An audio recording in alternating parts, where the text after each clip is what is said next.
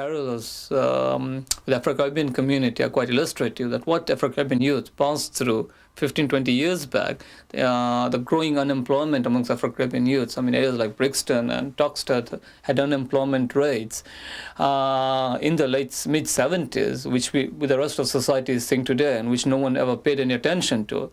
And that unemployment led to increasing conflict with the police and a consequent criminalization of Afro-Caribbean youths.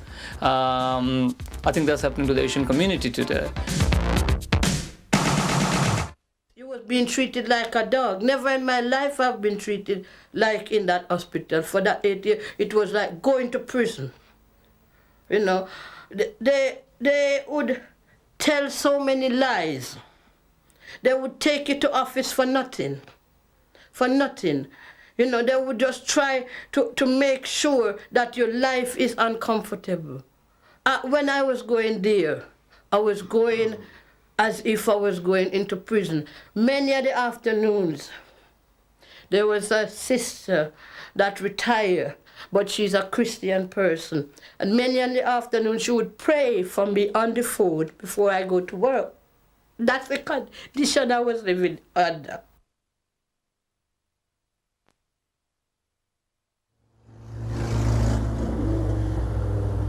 This year, it's estimated that 1 in 4 black youngsters will be unemployed.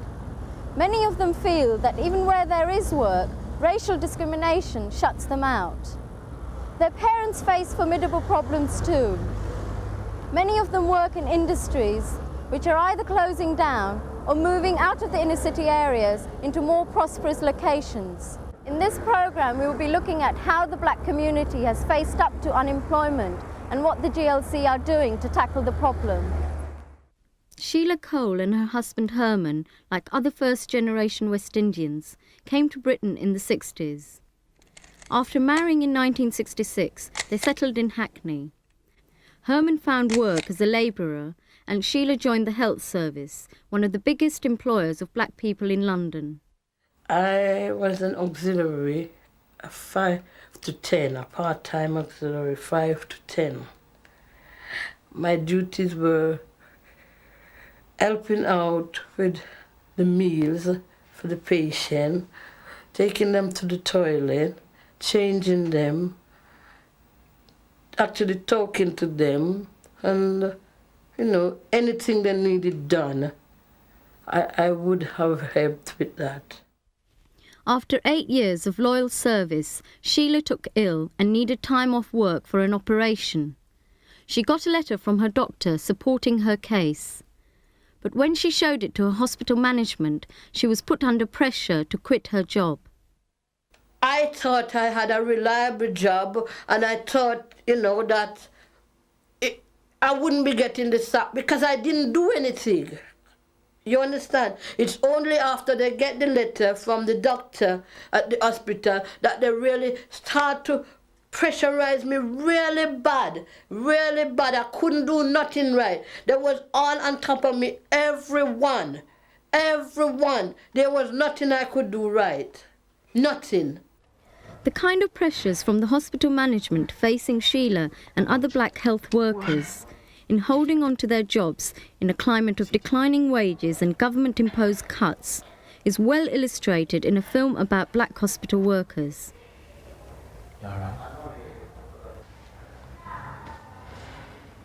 Your work schedule's been altered. That means you'll remain on this ward for the next 2 days. My sister, I've been on this ward all morning, doing 4 people's work, and no one has come to relieve me. Can you ask at the staff office for someone to relieve me? You do realise that the porters and the domestics are on strike, and some of the nurses have chosen to join them. That means we're short-staffed. The management have also ruled that because of the shortage of staff, the ancillary workers will have to do the cleaning work of the domestics, and that means cleaning these floors. You cannot do that, sister. It's not in our job description. There's no need to worry about that. It's all been sorted out. And what about my union? I've had a word with your union full-time officer, Mr. Boyce, and he's given his approval. And the other ward orderlies? The other ward orderlies will be told. Don't worry about it. Now get on with your work. Yes, sister. And clean these floors. Mrs. Howard, I'm surprised at you.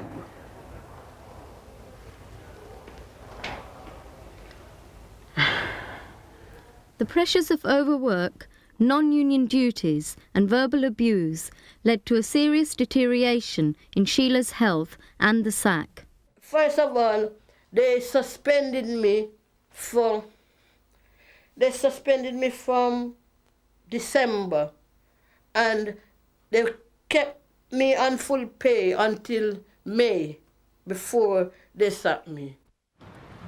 Further east, over in Newham, Mr. Khan and his family face even worse problems. Theirs is a story of chronic unemployment, racial attacks and police harassment. Allahu Akbar, Mr. Khan came to Britain from Pakistan in 1955. He worked as a machine operator in a plastics manufacturing firm for 10 years. But like other firms in the inner city, the company closed and opened up new premises outside of London. As a result, Mr. Khan was made redundant. तो वो factory फिर वो वहाँ से बदल कर दूर चली गई, जहाँ मैं उनके साथ नहीं पहुँच सकता था, नहीं जा सकता था। तो चूँकि मेरी अब यहाँ बच्चे हैं, वहाँ अगर मैं जाऊँ तो वहाँ बहुत दूर, वहाँ से वापस नहीं आ सकता। तो बच्चों के अलावा ना बच्चे यहाँ अकेले रह सकते हैं, ना मैं वहाँ अकेला रह सकता हूँ। तो इसलिए मैं उनके साथ नहीं जा सका, तो मुझे उन लोगों ने रिडेंडेंसी कर दिया। तो मुझे अब तब से मैं उसके बाद मुझे एक छोटा सा काम मिला, जो कि वो भी रात को चौकीदारी का काम था। रात को बाहर चौकीदारी भी, अंदर नहीं बाहर घूमना फिरना सड़क पर उस बिल्डिंग की चारों तरफ। तो वो एक दो दफ़ा हम पर हमले हुए, जिसलिए मैंने डर के मारे वहाँ से वो काम वहाँ से निकल गया वहाँ से। अब जब से मैं अब बेकार हूँ, कोई काम नहीं। जैसे अब यहाँ के अखराजात जो ज़रूरी अखराजात है, मसला हम बिजली जलाते हैं, हमें गैस जलाना पड़ता है ज़रूर खाने पकाने के लिए, सब उसके लिए। तो बाज़ का तो ये है कि हमें 3-3, 4-4 दफ़ा वो बिलों के नोटिस आते हैं और फिर हम बिल देते हैं। और कई दफ़ा तो ऐसे बात होती है कि जब वो पैसा हमारे पास नहीं होता, तो जैसे हमारे माशरे में है कि हम एक दूसरे की मदद कर देते हैं। वो मदद कैसे करते हैं, एक दूसरे को उधार दे देते हैं जो वापस ले लेते हैं। तो ऐसे ही है कि इस वक्त बहुत बहुत बहुत मुश्किल है। The Khan family in Newham and the Coles in Hackney are typical of the older generation of black people who came to England in the 50s and 60s. They found low-paid work in industries such as manufacturing or in the service industries like transport and the National Health Service. In the last 5 years, it is these very industries and sectors which are closing down or cutting back on their staff that have created a crisis in employment for blacks. The effects of these fundamental changes in the economy have been monitored by Gail Lewis, an officer with the Popular Planning Unit in the GLC. The reason that there's a crisis of black unemployment in London is that 50% of the black Afro-Caribbean and Asian population live in the London area. For the older generation, both for men and women, Asian and Caribbean, the situation has been that in many ways, because they were cheap labour, and because they were in the very industries, private and public sector industries, which were running on the basis of cheap labour in order to maintain profitability, in some ways the effects of the recession on their unemployment levels have been later felt. So that it's only really since 1982 onwards that the severe effects of their unemployment levels has increased, the rate of increase has occurred. Why is there a crisis of black unemployment in London? Why is there a crisis of black unemployment in London? Because of years of loss of jobs in manufacturing industry, because there's been very little new investment in industry in London, because the recession has hit London much harder than other parts of the country, and because of long-established patterns of racism and discrimination across quite different fields of employment, which lead to black people being concentrated in the lowest paid areas of employment, being the most likely to become redundant when redundancies occur, and being denied training opportunities. But how responsible is central government for what's happening to black families? Oh, government bears a very considerable responsibility for what's happened in London. Look at what's happened to the public sector. Cuts in housing expenditure mean fewer jobs in the building industry. Cuts in the National Health Service mean fewer jobs in the firms that supply the health service, but also fewer jobs in catering and cleaning. Cuts in the money available to local authorities mean fewer jobs and a poorer standard of service. There's a very direct responsibility for government policy. There's no getting away from it. The problems of unemployment for the younger generation are especially severe. In the streets of Newham, young Asians who face unemployment also run a high risk of being the victims of racial attacks. Umesh Desai, a worker at Newham Rights Centre, believes that the intensity of racial attacks, coupled with the experience of unemployment, is having a radicalising effect on the attitudes of the young. Even now, today in Newham, in 1985, there's not a single community centre catering for the needs of Asian youth, and they can't go to most of the youth clubs in the borough because of racist attacks and racism. They were inevitably forced to hang around street corners, around cheap cafes, around the Wimpys in the high street, and this was seen by the police as a threat to society. Things like stop and search, "Oh, what are you doing there? Why don't you go home? Haven't you got anything better to do?" And this inevitably brought them into conflict with the police. The sons of Mr. Khan have first-hand experience of clashes with the police as a result of racial attacks. The first major incident happened 3 years ago. The two Khan brothers and their friends heard that school children like these were being attacked.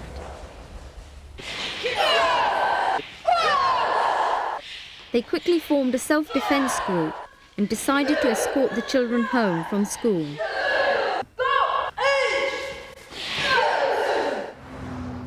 On the way, they clashed with a group of white policemen in plain clothes who they claimed taunted them with racial abuse. The ensuing street battle left 2 policemen and 1 Asian injured. 8 Asians, including one of the Khans, were later picked up by the police on charges ranging from affray to criminal damage. The community immediately mounted a nationwide campaign to free the Newham 8. When the case came to trial, all of the defendants were acquitted. But although Pervez and Zafar Khan have so far won their battles with the police, in employment, racial discrimination has remained the main obstacle. I've tried a few jobs. I lasted a few weeks in that, but I ain't really found anything suitable. Something that you like. When you go there, you ain't got the qualifications for it. And when they see the colour of your skin, they don't really want you. It looks like there's no alternative. Eh? It's Friday night in the Campbell household, and tonight, like most nights, Mrs. Campbell is trying to work out why her 2 sons can't find a job. We can't live like this. How long are we going to live in this condition? I don't know. Nearly a year now you can't get nothing to do. 4 years now. Well, when I leave school is only 3 days work you get. Why do you think that your sons are unemployed and can't find work? Well, I just get it because they are black and poor, that's all. For they can read and write. They have O levels and still no job, only interview. Every other week, sometime 4 interview, no job. If they have the job, they tell them it's gone and they still have it. Just because they are black. I just feel that and I'm worried about it. It made me sick. And they're born in this country, all 3 of them. It's like the world's going upside down or something, because I don't know, maybe because they got a job and that, and they not broke every day, you know what I mean? That's why they don't know how it feels. That's the reason why they mostly be turning you away all the time and they don't give a shit. So that's why I don't really bother to go looking at jobs, because I look at it now, I look at it like they're just laughing at you really. They're just doing it for the sake of doing it. You coming to them for a job and that, and they turning you down. It's like they're enjoying it, you know what I mean? The frustration felt by Mrs. Campbell and her 2 sons is obviously shared by many Asian and West Indian families. So what can be done? The first option is to use the powers of the 1976 Race Relations Act to prosecute companies who discriminate against black people. But community workers like Krishna Sharda, who've taken companies to court under the Act, feel it is totally inadequate. The race relations legislation, and mainly the Racial Discrimination Act of '76, is completely inept. It doesn't achieve anything. It's just a paper tiger. There is nothing to stop a company from carrying on practicing indirect discrimination, simply because even if the Commission of Racial Equality were to serve a notice of non-discriminatory practices on an employer, he is prepared to pay the £50 fine on the 150, which has been levied at times, and say, look, all right, I'm prepared to pay £50 here, but don't tell me how I'm going to run my business, or which people I'm going to recruit, or which I'm not going to recruit. So really, it is time, I think, personally, and we feel here in Newham, that the Race Relations Act itself was completely disbanded and a new piece of legislation brought in, which would be far more effective to control this indirect discrimination. The second option is to use the power of trade unions to put pressure on employers who discriminate. Well, I'm just waiting for a letter from the full-time officer. But we're trying Farida Mayat and Peter Makula belong to the Black Trade Union Solidarity Movement, a pressure group set up to ensure a fair deal for black people in unions. I mean, from the casework which we have done, there has been actual racism within the employment, and where the trade unions were involved in not supporting the worker, and we find that indirectly totally racist. According to TUC own figures, a lot of black people actually are members of trade unions, and if you look at the benefit that they reap from trade unions, it's absolutely minimal. In fact, there are very few trade union officials. There are very few black shop stewards. There are very few black people in any position of power, of really power within the trade union structures. And therefore, the need actually to apply pressure on trade unions to come to terms with those kinds of demands are key to the need for Black Trade Union Solidarity Movement as a pressure group within trade unions or within the wider trade union and labor movement to make them aware that black people do not accept the idea that they will continue to pay their dues and get nothing out of it in return.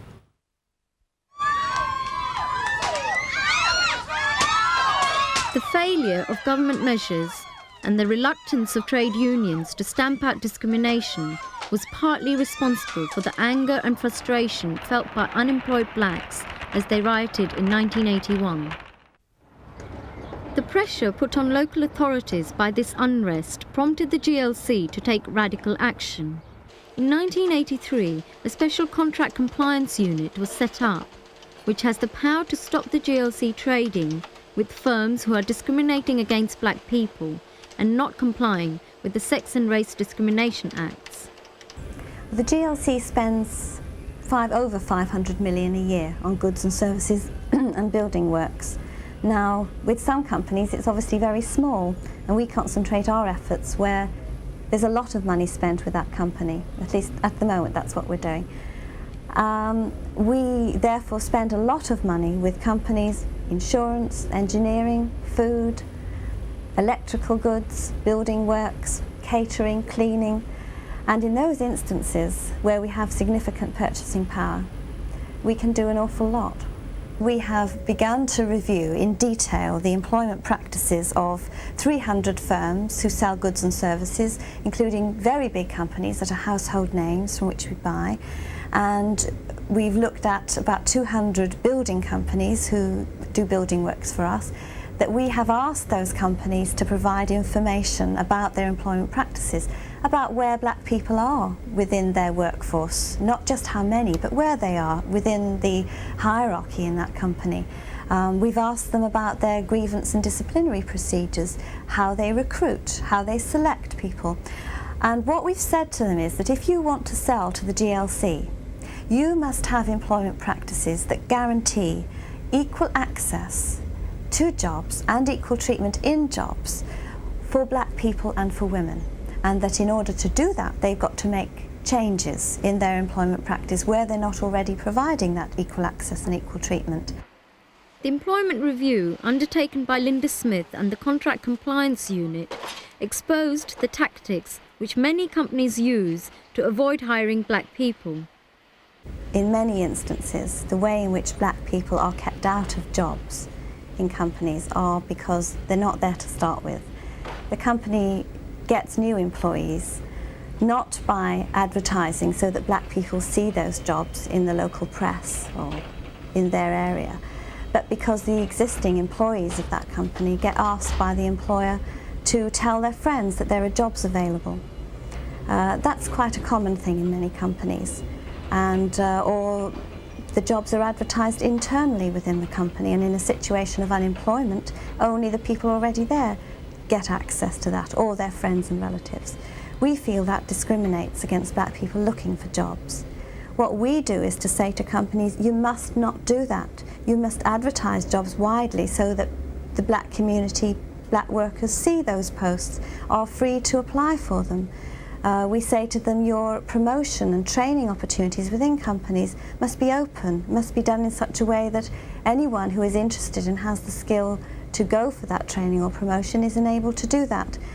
If they refuse to make such changes, we use our power as customer to say, we will not buy from you. And where we have significant customer power, and that happens in very many instances, they generally will agree to change those practices. If they don't, we don't buy from them, on the basis that we will not be party to public money, ratepayers' money, black people's money, women's money, paid as rates being used to subsidise discrimination. Stopping the general industrial decline of the inner city and retraining black people, particularly the young, has proved a more difficult task. Black youth unemployment has continued to rise relative to white as Britain's industrial decline has intensified. Today's youth opportunity schemes have replaced the Labour government's job creation programmes of the 70s, but trade unionists are still unconvinced that government's training schemes are of any value in the search for jobs. The youth training scheme itself, in my view, is actually institutionally racist. And I think the idea of having two schemes, two categories, Mode A scheme, Mode B scheme, indicates that black people will actually end up, most black young people will end up in the schemes which are very less prospect for employment after the training period. And I think the indications so far are that most young black people actually end up in Mode B schemes, which are run by community organizations, local authorities, and mainly the Mode A scheme is run by private industry, or people just misusing it basically, and therefore the racism within that is incredible so far, and I think that is really not an answer as far as black people are concerned. The sheer scale of racism in employment prompted the GLC to take action again, this time to assist the growth of black businesses and to retrain special groups within the black labour force. Right across the board, the GLC is committed to fight racism and to deal with the problems of racial disadvantage as they exist in London. In the employment area, we've put resources into training, we've put resources into black self-help projects, black trade unionists, black women's employment groups, and so on. We've put resources into the support of cooperative enterprise in the black community, and we've supported many other community projects on similar lines. Within our enterprise board, we've provided funds for black cooperatives and other new enterprises in the black community to get started. The enterprise board is a body set up by the council working closely with us to do our investment work in new jobs.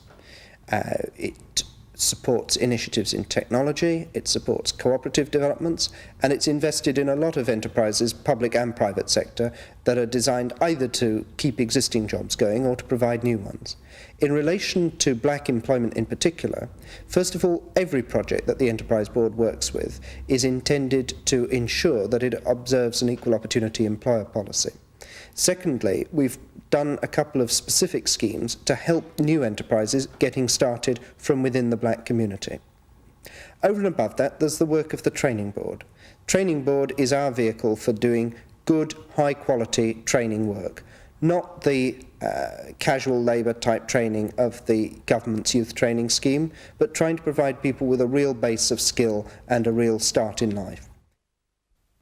The Haringey Women's Training and Education Centre is one of several projects funded by the Greater London Training Board. The centre's aim is to challenge discrimination against women and redress the balance by giving them more education and training opportunities. The centre concentrates basically on the non-traditional areas as far as women are concerned. And the reason why we do that is that we feel that there is very poor representation of women in industry and in science and technology, in education, and we try to redress that. We feel that the reason why there is poor representation in those areas is because the whole industrial area or science and technician institutions are very male-orientated in the way they do their things. And added to this, we feel that women have got problems, especially, e.g. looking after the home and children added to them, which would make it very difficult for them to enter those areas, and if they entered it, almost impossible to compete with men in the same areas. Before I came on the course, I was unemployed, basically because I couldn't get a childminder, and this course has sort of helped me out in that respect, and also given me the incentive that I would still want to find a childminder even if I wasn't here at the end of the year, because it makes you feel like you're doing something for yourself. You know, all women together, working together, it gives you much more confidence. And the workers as well who are training us are giving us a lot of confidence that before we didn't have. So with that confidence, I feel that I will be able to get, you know, quite a good job. In the short term, these schemes are valuable in giving women training opportunities in new skills and also in building their confidence. However, even at the GLC, people are aware that in the long term, far greater resources are needed. Black people need to organise autonomously in order to meet their employment situation. If they get a grant for 2, 3, 4 years, then obviously that helps them. But the real severity of the problem, this problem about the fact that economic society is predicated on the basis of cheap labour, and the racism that's injected into that assumes that cheap labour can be black men and women, obviously is so severe that without a fundamental transformation, any intervention by the local state, and I can't emphasise enough, the local state, is bound to be only effective at the margins. The GLC initiatives to tackle racial discrimination and job loss in London will clearly have beneficial immediate effects on the employment prospects of a significant number of black people. And in the long term, the experience of unemployment will inevitably be a powerful and positive force for black people to reassess and organise major changes in Britain's white-controlled society. So certainly, I think because of experience with the police and all that, it's been a tremendous radicalizing process. And it's based on that radicalization that I think we can look forward into the 80s to build those community organizations of the unemployed youth. Because at the end of the day, there's no substitute for self-organization that will give us the strength to survive in very difficult times.